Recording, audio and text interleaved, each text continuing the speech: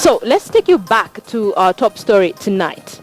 A private laboratory in Nairobi is claiming that government of Kenya refused to pay 13.7 million shillings for services rendered after the lab allegedly refused to alter findings of tests on polio vaccine samples.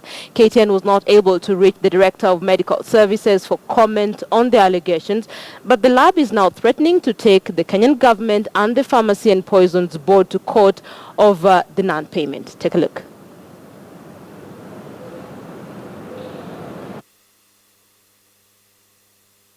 In the demand and notice of intention to sue notice sent by Gitobu Imanyara and company advocates, Agriq Quest Limited is accusing the government of flouting its part of the agreement by refusing to pay the company their fees in total and instead trying to shortchange the company after it carried out laboratory tests on 56 samples of polio vaccine that were to be used in the national campaign for April and May 2015. In the demand notice, the complainant is claiming that the Pharmacy and Poisons Board tried to influence the outcome of the laboratory tests on the 56 polio vaccine samples by allegedly telling the lab by word of mouth to ensure they confirm the vaccines are safe. The complainant alleges that when the lab refused to comply, the standoff ensued.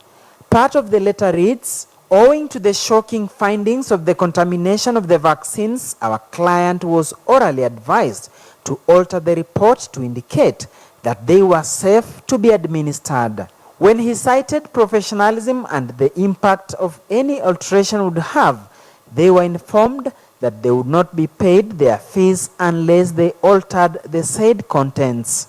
It is then that the Pharmacy and Poisons Board is said to have authored a letter informing Agriq Quest Limited that they were only entitled to charge 600,000 shillings for the work as a result of refusing to comply with the oral directive to alter the report, yet the previous 5.7 million shillings for a different test on the tetanus vaccines had been fully settled.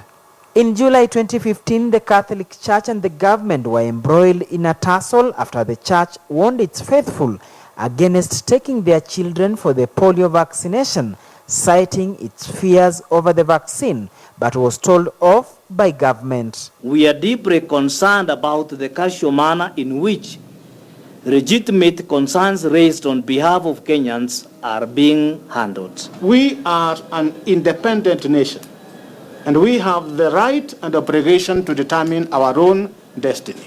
Failure to that, then what heritage is going to be left behind? I want to take this opportunity to assure the country that as a government, we have worked in consultation with health professionals and professional health institutions to make sure that polio vaccination that is going on is proper, is professional, and is safe for all our children.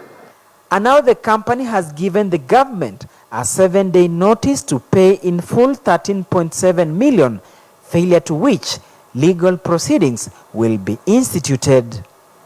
Efforts to get a comment from the Minister of Health Principal Secretary Dr. Nicholas Muraguri, who was then the Director of Medical Services, have hit a snag since he neither picked calls nor responded to text. Duncan Hemba, KTN News.